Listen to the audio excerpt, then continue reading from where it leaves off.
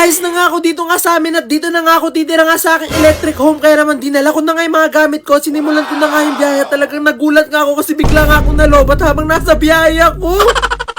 Wala kang kalaman lang mga itong mga aso nga namin na ngayong araw na lang nga nila ako makikita nga dito sa bahay kasi lalayas na nga ako. Titira na nga ako sa aking electric home. Daladala ko na nga rin dito nga yung mga damit ko at yun lang mga gamit ko nga nakakailanganin ko nga para nga mabuhay mag-isa. Na-charge ko na nga rin tong electric home ko nga kaya talaga makakasiguro nga ako na talaga malayo nga yung mararating ko. At samantala nga na dito ko nga muna nilagay nga yung mga damit ko at ilan ko nga mga gamit sa likod ganitong electric car ko kasi mamaya ko pa nga sila aayusin. At nung na-check ko na nga lahat nga ng kailangan nga i-check talagang okay na talagang pwede na nga akong umalis. Nakapagpaalam na naman nga ako kay mama nga nung isang araw pero nag-iwan pa nga rin ako ng goodbye letter nga sa kwarto nga nila kasi wala nga si mama nga ngayon para nga makaalis na ako ngayong araw. At ito na nga agad-agad na nga rin akong bumiyahe nga para talaga maumpisa ko na nga yung biyahe ko at makapunta nga tayo sa mga magagandang lugar. At habang nasa biyahe nga ako talaga nakaka-overwhelm nga kasi sobrang dami nga nakakakilala nga sa atin na talagang yung iba nga dumidikit pa nga dito nga sa aking electric car para nga kumaway nga sa akin. At maya nga rin medyo nakakalayo na nga ako sa amin at mahaba-haba na nga rin yung nababiyahe ko kaya talaga nakakatuwa nga kasi malayo na nga inaabot itong electric car ko. At huwag kayong mag-alala kasi hindi naman ako aabot sa sobrang lalayong mga lugar. Talagang dito lang ako iikot sa amin sa Bulacan. Magdamag ko nga talagang chinarge nga itong aking electric car nga para talagang malayo nga yung mapuntahan nga natin pero hindi ko pa nga rin talaga alam kung hanggang saan nga talaga aabot nga yung charge ko na yun. Simula nga kasi nung binili ko nga itong mini electric car ko nga na ito ngayon pa nga lang siya aalis nga ng ganito nga kalayo kaya hindi ko nga alam kung hanggang saan nga aabot nga yung charge ka nito. At dahil nga pabundok nga itong pupuntahan ko talaga kinakabahan nga ako sa mga paahon nga dito kasi hindi ko nga alam kung kakayanin nga na itong electric car ko. Hindi nga kasi katulad nga ng mga ibang sasakyan na talaga sobrang bibilis nga ito kasi electric car ko talagang mabagal lang siya na parang talagang literal na iba. Itong medyo nakakalayo-layo na nga ako dito nga sa amin talagang dito nga ako nagulat nga nung paahon na nga kami kasi talagang hindi na nga kinakaya ng electric car ko. Kasi habang paakyat nga kami sa mataas nga na daan itong takbo nga nitong electric car ko ay parang ang pagong sa sobrang bagal. Pero bumibilis naman nga siya ulit kapag nga patag na ulit yung daan at hindi na nga paakyat talaga sobrang bagal niya nga lang talaga pag paakyat nga yung mga daanan. Kung mapapansin nyo nga dito nga sa mga dinadaanan kayo wala nga kayo nakikita nga na maraming mga sasakyan kasi paakyat nga ako nito sa bundok at papunta nga ako nito sa gubat kaya talaga wala mga masyadong mga sasakyan dito. Wala pa nga kasi akong lakas nga na loob na pumunta ka sa mga highway at sa mga maraming sasakyan kaya dito nga muna ako sa mga liblib na lugar pupunta. Dito ko nga talaga nakapag-desisyonan nga na talagang pumunta para nga maraming ako makita mga view at mga spot nga na pwede kong pagtikilan. At matapos nga ang mahaba-haba ko nga ang biyahe nga dahil sobrang bagal nga nitong aking electric car ay nakarating na nga rin ako dito sa aking unang destinasyon. Ito nga napuntahan ko nga ng destinasyon ay talaga sobrang ganda nga kasi sapa nga siya na may ilog kaya talaga mas maganda nga nang tumigil nga dito. Kaya naman pagdating ko nga dito ay agad-agad na nga ako nagpark at medyo nararamdaman ko nga na malapit na nga talaga malobot ka tong electric car ko kaya makikicharge nga muna ako. Nagpaalam nga ako dito nga sa akin tinigilan nga kung pwede nga akong makicharge nga sa kanila talagang pumayag nga sila kasi akala nga nila yung cellphone yung i-charge ko pero naglaki nga yung mata nila nung sinabi ko nga electric car yung i-charge ko.